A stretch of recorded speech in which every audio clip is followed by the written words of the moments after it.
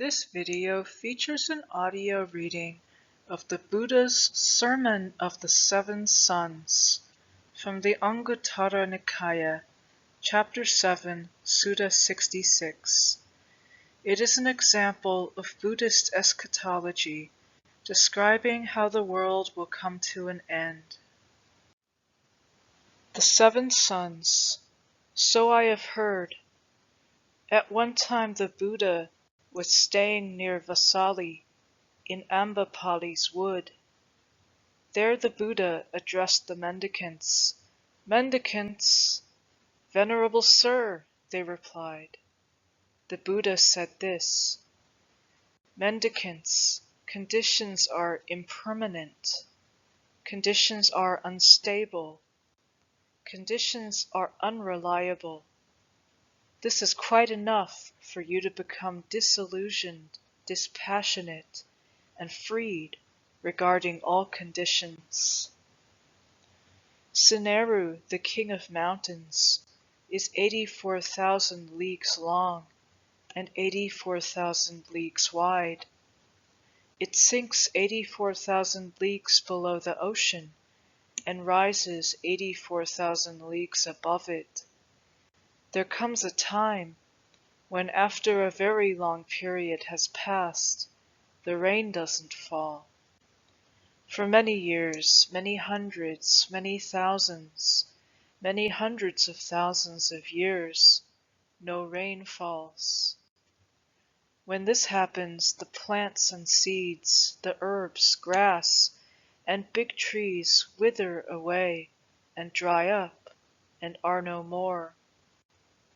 So impermanent are conditions, so unstable, so unreliable. This is quite enough for you to become disillusioned, dispassionate, and freed regarding all conditions. There comes a time when, after a very long period has passed, a second sun appears. When this happens, the streams and pools wither away and dry up and are no more. So impermanent are conditions, so unstable, so unreliable. This is quite enough for you to become disillusioned, dispassionate, and freed regarding all conditions. There comes a time when, after a very long period has passed, a third sun appears. When this happens, the great rivers, the Ganges, Yamuna, Asiravati, Sarabu, and Mahi, wither away and dry up and are no more. So impermanent are conditions, so unstable, so unreliable. This is quite enough for you to become disillusioned, dispassionate, and freed regarding all conditions. There comes a time when, after a very long period has passed, a fourth sun appears. When this happens, the great lakes from which the rivers originate, the Anotata, the Sihapapata, Ratakara, Kanamunda, Kunyala, Chadanta, and Mandakini, wither away and dry up and are no more. So impermanent are conditions, so unstable, so unreliable. This is quite enough for you to become disillusioned, dispassionate, and freed regarding all conditions. There comes a time when, after a very long period has passed, a fifth sun appears. When this happens, the water in the ocean sinks by 100 leagues. It sinks by 2, 3, 4, 5, 6, or even 700 leagues. The water that remains in the ocean is only 7 palm trees deep. It's 6, 5, 4, 3, 2, or even 1 palm tree deep. The water that remains in the ocean is only 7 fathoms deep. It's 6, 5, 4, 3, 2, 1, or even half a fathom deep. It's waist high, knee high, or even ankle high. It's like the time in the autumn when the rain falls heavily and water remains here and there in the cow's hoof prints. In the same way, water in the ocean remains here and there in puddles, like cows' hoof prints. When the fifth sun appears, there's not even enough water in the great ocean to wet a toe joint. So impermanent are conditions, so unstable, so unreliable. This is quite enough for you to become disillusioned, dispassionate, and freed regarding all conditions. There comes a time when, after a very long period has passed, a sixth sun appears. When this happens, this great earth and Seneru, the king of mountains, smoke and smolder and give off fumes. It's like when a potter's kiln is first kindled, and it smokes and smolders and gives off fumes. In the same way, this great earth and Seneru, the king of mountains, smoke and smolder and give off fumes.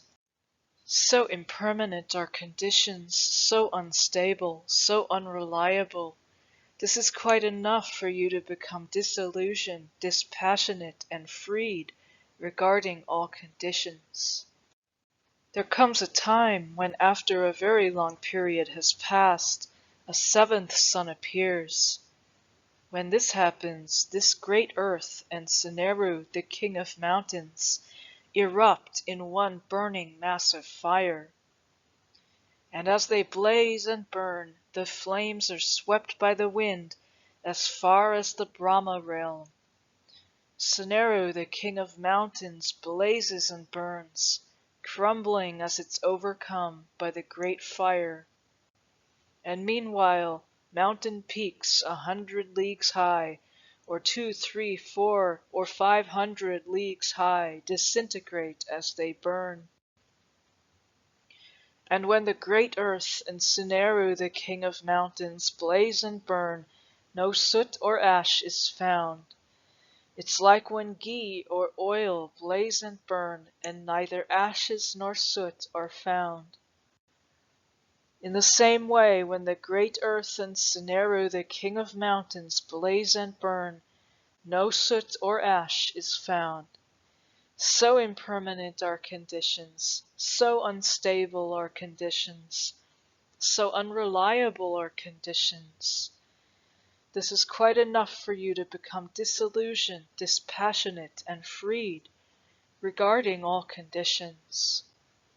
Mendicants, who would ever think or believe that this earth and Seneru, king of mountains, will burn and crumble and be no more, except for one who has seen the truth? Once upon a time there was a teacher called Sunetta. He was a religious founder and was free of sensual desire. He had many hundreds of disciples. He taught them the path to rebirth in the company of Brahma. Those who totally understood Sunetta's teachings were, when their body broke up after death, reborn in a good place, the company of Brahma. Of those who didn't totally understand Sunetta's teachings, some, when their body broke up after death, were reborn in the company of the gods who control the creations of others. Some were reborn in the company of the gods who love to create, some with the joyful gods, some with the gods of Yama, some with the gods of the 33, and some with the gods of the 4 great kings. Some were reborn in the company of well-to-do aristocrats or Brahmins or householders. Then the teacher Sunetta thought, it's not proper for me to be reborn in the next life in exactly the same place as my disciples. Why don't I further develop love? Then Sunetta developed love for 7 years.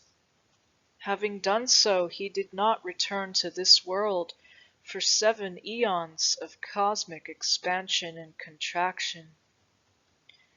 As the cosmos contracted, he went to the realm of streaming radiance. As it expanded, he was reborn in an empty mansion of Brahma. There he was Brahma, the great Brahma, the undefeated, the champion, the universal seer, the wielder of power. He was Saka, Lord of Gods, 36 times. Many hundreds of times he was a king, a wheel-turning monarch, a just and principled king. His dominion extended to all 4 sides. He achieved stability in the country, and he possessed the 7 treasures. He had over 1,000 sons who were valiant and heroic, crushing the armies of his enemies. After conquering this land girt by sea, he reigned by principle, without rod or sword. Yet even though Suneta lived so long, he was not exempt from rebirth, old age, and death. He was not exempt from sorrow, lamentation, pain, dejection, and despair, I say. Why is that? Because of not understanding and not penetrating 4 things. What 4?